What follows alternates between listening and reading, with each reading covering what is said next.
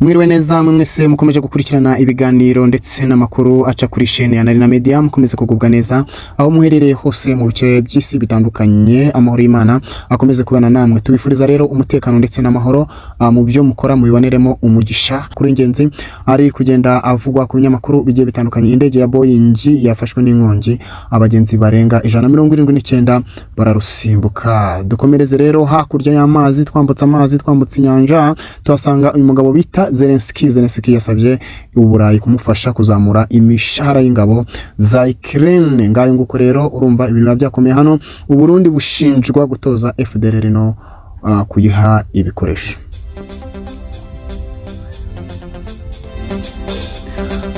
Tugarutse rero kuri inkuru twabanje y'indege yahubutse cyangwa se indege yamanutse, abagenzi barenga 179 bakarusimbuka, Imana ikabana nabo. Rwose turashima Imana. Ikigo gishinzwe iby'indege za gisivile muri leta zunze ubumwe za Amerika FAA cyatangaje ko indege yo mu bwoko bwa Boeing 737 Max yafashwe n'inkongi y'umuriro ubwo yiteguraga guhaguruka ku kibuga mpuzamahanga cy'indege cya Denver irimo abagenzi 179. Abo bagenzi rero bakaba ewan, Imana yabanye nabo, Imana ikaba yabarinze. Ewan dushimye Imana kabisa, Imana niyo gushimirwa. Urumva Imana yahabaye abagenzi 179 bari bagiye kwigendera, bari bagiye kwitahira, imiryango yabo yari igiye kubabura, ariko Imana ikomeza kugenda ewan ibakingira, Imana ikomeza kugenda ibana nabo. Imana ishimwe rero ko ikomeje kubarinda nabo aho bari, bumve ko Imana yabanye nabo. Ibi byabaye mu ijoro ryo kuwa 26 Nyakanga 2025 ubwo iyi ndege yiteguraga guhaguruka yerekeza mu mujyi wa Miami. Birumvikana rwose Imana yabanye n'aba bantu. Abashinzwe inzego z'ubutabazi kuri iki kibuga batangaje ko bahise bazimya iyi nkongi, ndetse umuntu umwe niwe wakomeretse bidakomeye ajyanwa mu bitaro, abandi 5 bakomeretse byoroheje bahise bahabwa ubutabazi bw'ibanze. Abagenzi bari muri iyi ndege babwiye ikinyamakuru CNN, ikinyamakuru mpuzamahanga dukesha iyi nkuru, cyababwiye ko indege yatangiye igenzagenza gake bagira ubwoba cyane ubwo babonaga umwotsi uturuka mu mapine y'indege. Urumva rero ngayo nguko byatangiye kare, ariko abagenzi bari babibonye. Dushimye Imana rero ko yabarinze. Ubu indege nta kintu yabatwaye. Abashinzwe umutekano bahabaye kudushapo kuri bo rero, kandi no kuri ni iby'agaciro. Nkuko rero twakomeje kugenda tuyibona twambutse amazi, twasanze uyu mugabo bita Zelensky yasabye Uburayi kumufasha kuzamura imishahara y'ingabo za Ukraine. Perezida wa Ukraine Volodymyr Zelensky yasabye ibihugu byo mu Burayi kumutera inkunga yo kuzamura imishahara y'ingabo za Ukraine kugira ngo byongere umubare w'abashaka kujya mu gisirikare. Urumva uyu mugabo rero akeneye inkunga kabisa yo ku rwego rwo hejuru kugira ngo abane abashobora kumufasha. Ibi yabivuze kuwa 24 Nyakanga 2025 mu kiganiro yagiranye n'abanyamakuru. Zelensky yavuze ko ibi bihugu byibanze Zelensky yavuze ko ibi bihugu byibanze mu gufasha Ukraine kubona intwaro ndetse n'ibindi bikoresho. Gusa kuri ubu agiye kuganira nabo ku buryo batangira no gufasha iki gihugu mu kuzamura imishahara y'ingabo kabisa. Iki kintu kirakenewe, ikintu yatekereje ni cyiza kugira ngo ibyo bigerweho. Rero Ukraine nibura ikeneye miliyari 25 z'amadolari ku mwaka yo kuzamura imishahara y'ingabo no kugura ibikoresho nka misile, drone z'intambara ndetse n'ibindi. Urumva uyu mugabo akeneye ibintu ewana, akeneye intwaro zikomeye cyane ewana. Ababishinzwe rero abo bantu yitabaje ni mu mutabare.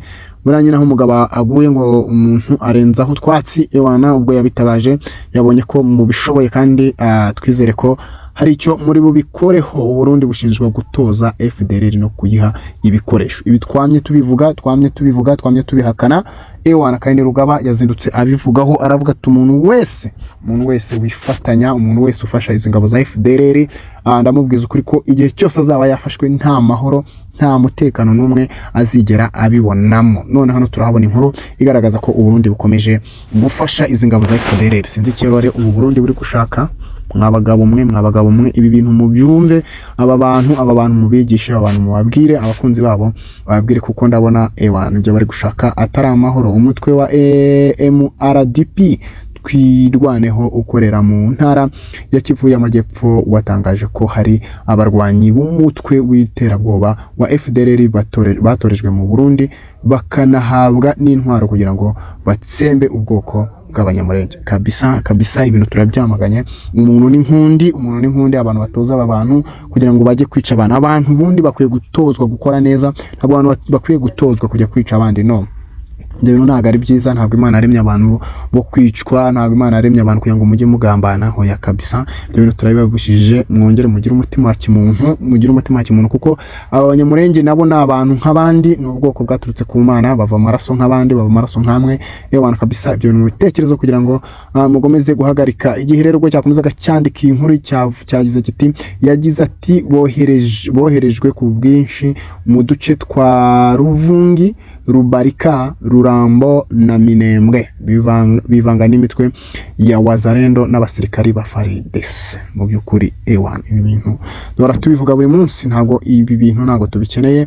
Mureke aba baziranenge, mureke abavandimwe bibereho, kubera ko n'Imana yabaremye bakeneye kubaho. MRDP twirwaneho yatangaje ko mu gihe hakomeje umugambi wo gutsemba abanyamurenge, ifite uburenganzira bwo gufata ingamba zirimo gusubiza inyuma ibi bitero mu rwego rwo kurinda abasivili ndetse n'imitungo yabo. Aba bagabo rwose kabisa mu bashyigikire kugira ngo iyi mitwe iri kugenda ituruka mu mpande zitandukanye rwose ihashywe kandi haranduke burundu. Twinginga ababishoboye cyangwa se abantu bumva bafite ubwo bushake bwo kugira ngo umutekano uboneke babigiremo uruhare. Ati ntabwo umuryango mpuzamahanga ukwiye gukomeza guceceka mu gihe hari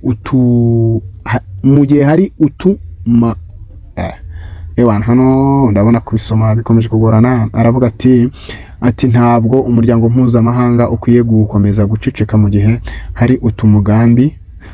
hari umugambi wo gutsemba wateguwe na leta y'u Burundi n'iya RDC.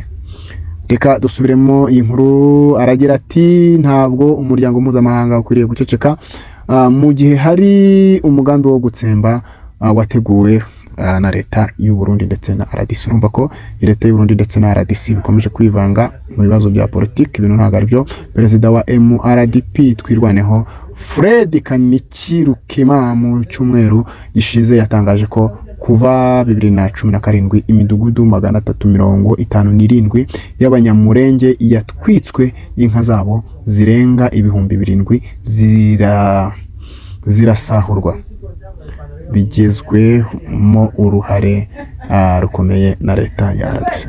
Birumvikana inka zabo zirenga 7,000 zose zaragiye kubera iyi leta ya RDC ndetse n'aba bantu bakomeje kugenda bafasha kugira ngo ibi bintu byabo nyine babigireho. Ariko turababujije, ntago tubishaka.